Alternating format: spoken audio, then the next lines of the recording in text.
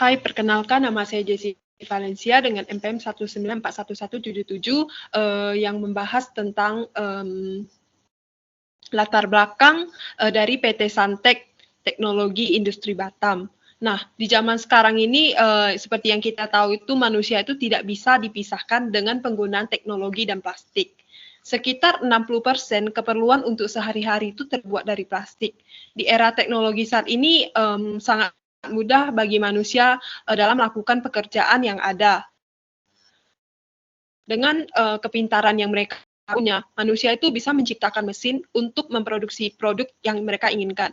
Nah, PT Santek Plastik Industri Batam itu merupakan perusahaan yang bergerak di bidang industri teknologi dari peralatan plastik dan alat teknik yang berlokasi di Citra Buana Industrial Park Lot 15 Batam Kepri.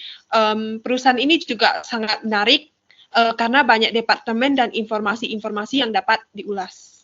Kenalkan, nama saya Sherlyn. Nah, di sini saya akan menjelaskan mengenai job analysis. Nah, job analysis itu merupakan sebuah proses untuk mengumpulkan, menganalisis, dan menyusun pekerjaan yang telah diterapkan dalam segala faktor, baik dari segi komponen, karakteristik, maupun persyaratan.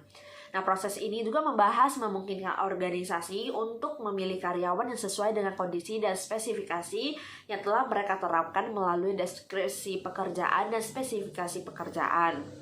Nah, pembahasan ini juga dapat memberikan organisasi itu dapat memperkirakan kinerja karyawan dan cara menghargai kinerja karyawannya masing-masing, serta karyawan juga dapat mengetahui apa yang diharapkan dari organisasi kepada mereka dan cara mereka untuk memberikan kompensasi terhadap hal tersebut. Nah, untuk analisis atau job analysis ini terdapat beberapa jenis. Yang pertama ada job description. Nah, job description ini sangat membantu manajer sumber daya manusia dalam mengklasifikasikan pekerjaan dan tentunya juga dalam menentukan gaji setiap pekerja secara eksternal maupun internal dalam sebuah organisasi. Yang kedua ada job specification, yang merupakan seperangkat kualifikasi, karakteristik fisik dan keterampilan yang diperlukan bagi seseorang agar pekerjaan yang dilakukan itu dapat berjalan secara efektif dan efisien.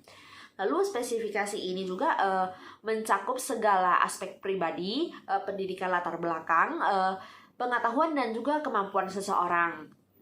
Yang ketiga ada job evaluation. Nah, job evaluation ini merupakan sebuah proses dalam mengidentifikasikan nilai relatif pekerjaan di sebuah organisasi. Jadi untuk memastikan kompensasi yang adil untuk semua posisi pekerjaannya. Yang keempat atau yang terakhir itu merupakan job performance. Nah, job performance ini itu dapat memberikan pengaruh yang besar kepada organisasi karena mempengaruhi profitabilitas karyawan secara langsung. Nah, dan karyawan juga mengarahkan keberhasilan organisasi serta tujuan tercapainya kepuasan individu yang berhubungan antar individu dan lingkungan sebuah organisasi.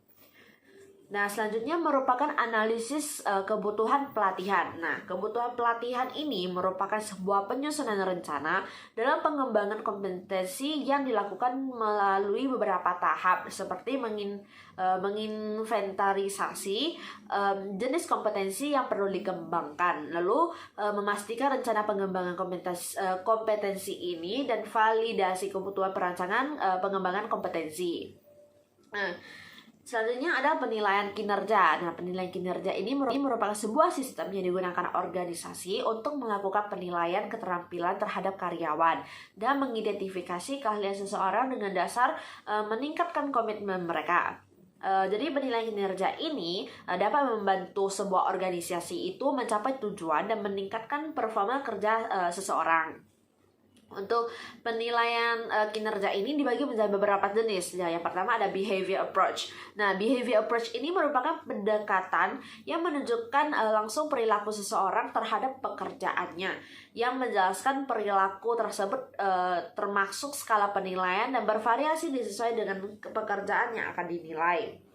Yang kedua ada result approach. Nah, result approach ini merupakan hasil penilaian organisasi terhadap kinerja karyawan. Salah satu contohnya itu kayak measurement by objective atau MBO. Nah, MBO ini merupakan penilaian kinerja yang objektif. Nah, MBO ini juga udah termasuk penilaian yang modern. Nah, Lalu MBO ini itu sangat membantu karyawan dan manajer saat melaksanakan diskusi mengenai tujuan yang akan dicapai. Yang ketiga ada trade approach, merupakan jenis pendekatan yang memfokuskan pada interaksi antar individu dan kepribadian sifat seseorang. Jadi pendekatan ini tuh berhubungan dengan morfologi, di mana menyediakan sarana untuk mengkategorikan variasi organisme secara standar yang menjadi perhitungan geovolusi. Nah, pelatihan dan pengembangan ini merupakan sebuah proses yang dapat meningkatkan efektivitas sebuah organisasi dengan kemampuan vital yang memberdayakan karyawan untuk menyelesaikan pekerjaannya sekarang maupun untuk masa depan. Nah, secara umumnya itu pelatihan ini merupakan ditujukan untuk meningkatkan keterampilan organisasi dan keahlian produktivitas karyawan. Sekian, terima kasih. Nama saya Andra Putri, NPM saya 1941201. Sini saya akan menjelaskan mengenai job analysis. Job analysis merupakan sebuah sistem untuk menganalisis serta mengetahui tugas, tanggung jawab, pengetahuan, keterampilan, dan kemampuan yang diperlukan untuk melakukan sebuah pekerjaan atau menempati suatu posisi di perusahaan. Dalam hal ini, kami akan menganalisis 4 bagian penting dalam job analysis, yaitu job description, job specification, job evaluation, dan performance criteria pada departemen di PT Santech. Dalam job analisis ini, kami menggunakan metode observasi dengan sumber data yang didapat dari karyawan, manajerial, serta ahli dalam job analisis. Selanjutnya, kesimpulan. PT Santech Plastik Industri Batam itu merupakan perusahaan yang bergerak di bidang industri barang dan plastik elektronik. Di dalam PT Santech terdapat departemen seperti accounting and purchasing, chat, engineer, dan keuangan. Nah, berdasarkan hasil paparan pembahasan dan analisis, itu dapat kita simpulkan bahwa dengan adanya job analysis dapat membantu kita dalam mengetahui bagaimana cara merekrut karyawan sesuai posisi yang diinginkan dengan menggunakan beberapa metode seperti job description, specification, dan evaluation.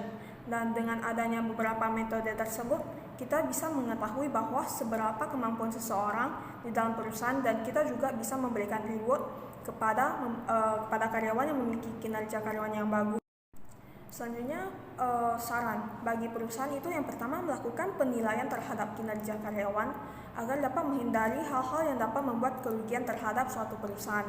Kemudian melakukan penaikan posisi karyawan kepada karyawan yang melakukan pekerjaannya yang lebih efektif dan memiliki kinerja karyawan yang bagus.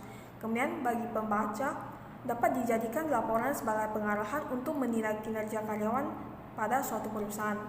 Sekian hasil presentasi kelompok kami. Terima kasih.